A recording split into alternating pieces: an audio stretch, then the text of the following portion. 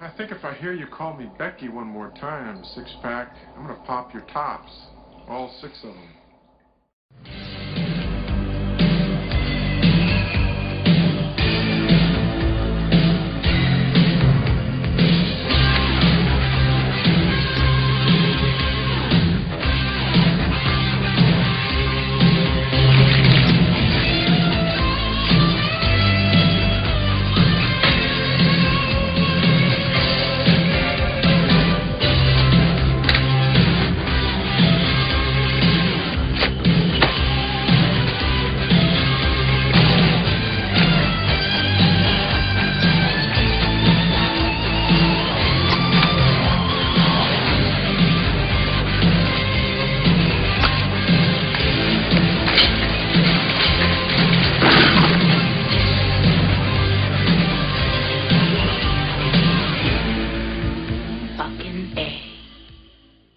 Hey folks, this is Matt once again, and not sure when I'll upload this, but it's a review for a film that Ben actually this one had sent me, and it's a film that I've been wanting to review actually for a while, and had the good chance now that Ben sent me this.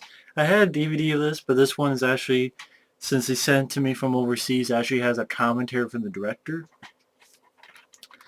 That's The Changeling. How did you die, Joseph? Did you die in this house? Why do you remain? Stars George C. Scott and Trish Van Devere, directed by Peter Medak. Medak. Not sure how to pronounce. I'm not really sure how to pronounce his last name. If it's Medak or Medak, but unfortunately, he hasn't gone on to do much. I mean, the only other film I can think of is Species 2, which I'm not a fan of Species 2. I really am not. But this is without a doubt, ever since I can't remember when I first saw it. It was years and years ago when I first saw it, and it's still without a doubt one of my favorite ghost stories of all time. I think this is a fantastic, well-made, old-fashioned ghost story, and this is like a film I'd use for like a Serbian film and Martyrs.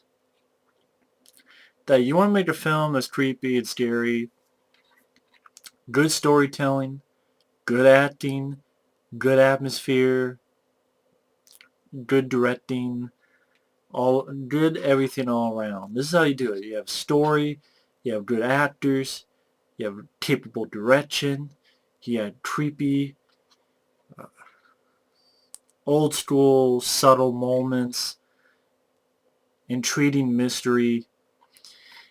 This is how you do it. The Changeling. And no, of course, this isn't the fucking film that Clint Eastwood directed. This is it was released in 1980, and George C. Scott plays this guy. He's pretty much a composer, and you have this opening that always really was like a holy shit moment, where he has his wife and daughter, and the car is broken down, and he pushes it to the side. He's going to a payphone, and he looks to the side, and there's icy roads, there's assholes who can't drive for shit. The type of people who's like, you should have an fucking law for shitty drivers. One thing leads to another, and his wife and kid are killed. Not gory. This is not a gory film. This film is, I would say PG. It's not saying, what's the rating on here? It says 15.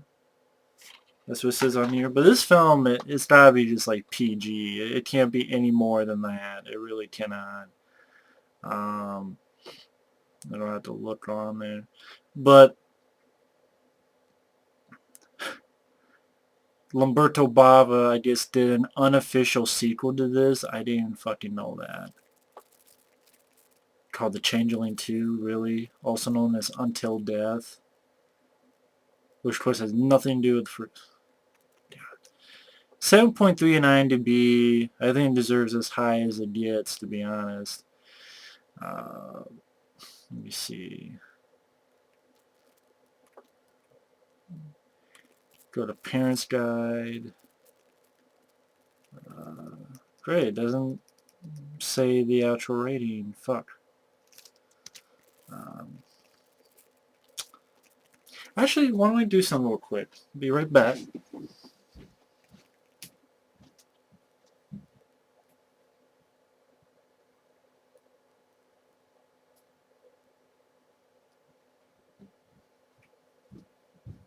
Sorry about that, folks. I just realized I mentioned before that I already had this film, but someone sent it to me because they didn't know.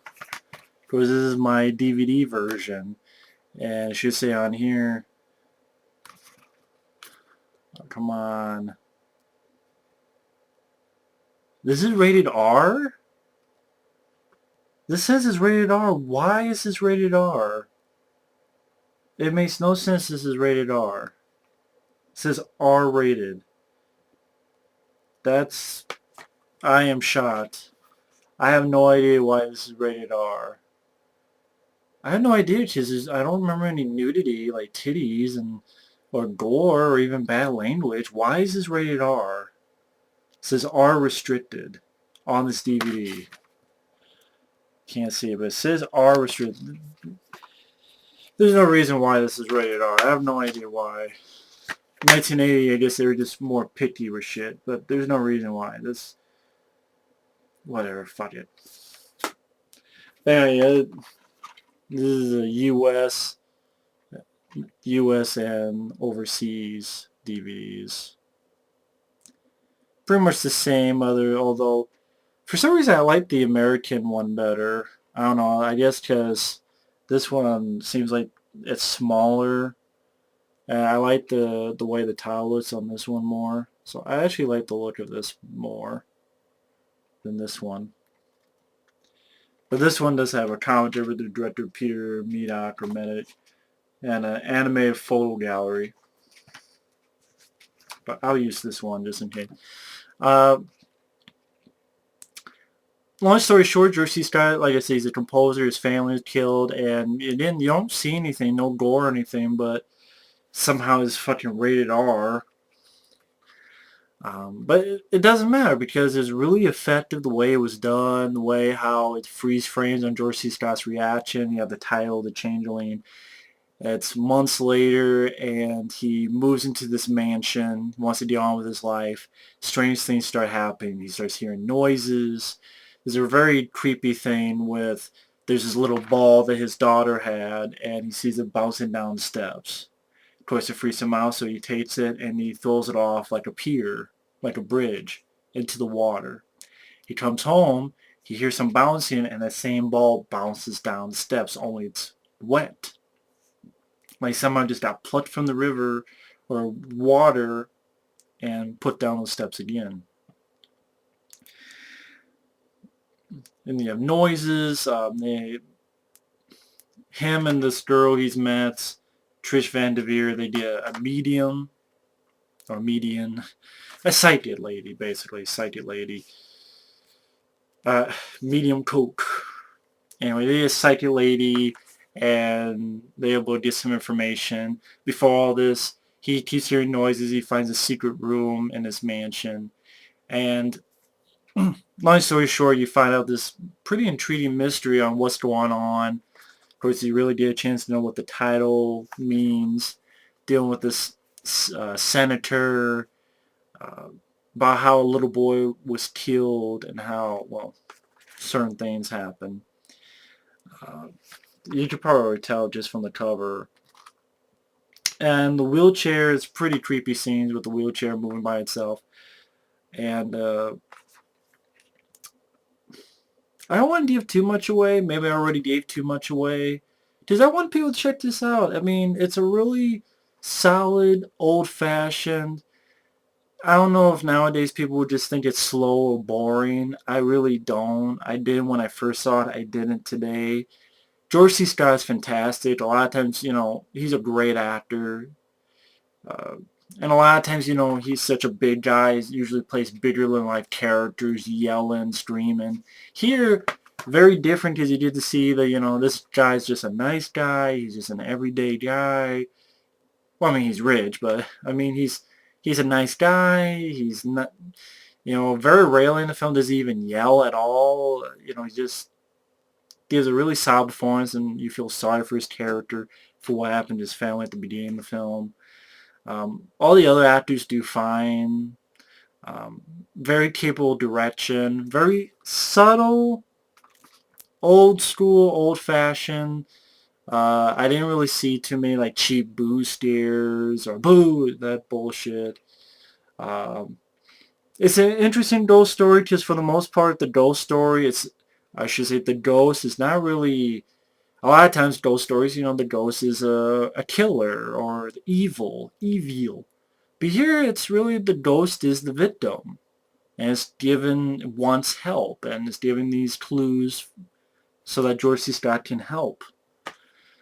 Um, and it's pretty intriguing mystery and uh, very solid storytelling. It keeps me involved, keeps me interested, invested in especially in George C. Scott's main character, invested with the story of uh, what happened to this little boy. Uh, I agree with Variety says a superior haunted house thriller.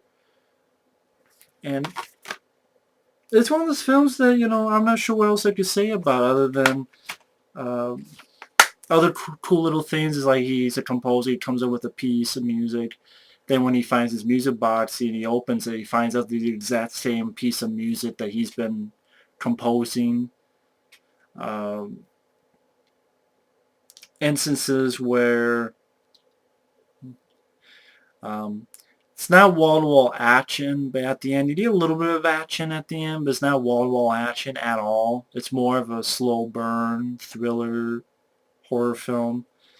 Um, I keep saying intriguing mystery because that was a good piece of it.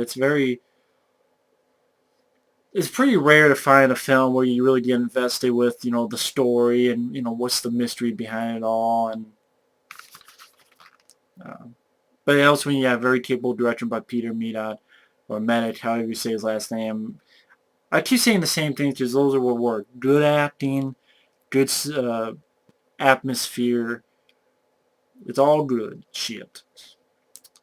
Um, but it's one of those films that's hard to do a review because the film kind of reviews itself. It's very straightforward. It doesn't bullshit around. It doesn't go into politics. It doesn't go into other stupid shit. It's a very straightforward film about this ghost kind of using this guy who, he's had tragedy of his own to find out its mystery and, how he died, why he's still there, what's going on, and so on and so forth. It's very just really solid filmmaking being made in this flick. I mean, again, it's one of those films that I just don't want to say too much. Just see it for yourself. I think this is, if you like good ghost stories, I think this is one of the fucking best ones. It would be in my top 5 best ghost stories, along with the Stanley Kubrick's The Shining, John Carpenter's The Fog. Uh, I can't really think of a bigger list, but I know those would be on there. But The Changeling is one of my all-time favorite ghost films, ghost story films. If you like those kind of films, definitely give it a look. It's a slower burn of a film, but it's very well worth it. And I don't know what more can say. It's a fantastic movie. I love this film to death. I think that, it deserves as much acclaim as it should get, and it deserves as much good noses as it should get. And it's a film that not many people talk about The Changeling anymore. It's a real that's shitty business because it's a fucking awesome film. And again, don't expect gore, don't expect action. I still don't know why the hell this is. I mean, really, this should be a PG rating. I don't really understand why it's rated R or whatever. I really don't understand that. But maybe it's just me. But either way, thanks for watching. Take care. Definitely check out The Changeling. If you like haunted house films, ghost story films, it's definitely worth a look. I think it's one of the best ever made. So thanks for watching and take care. Later.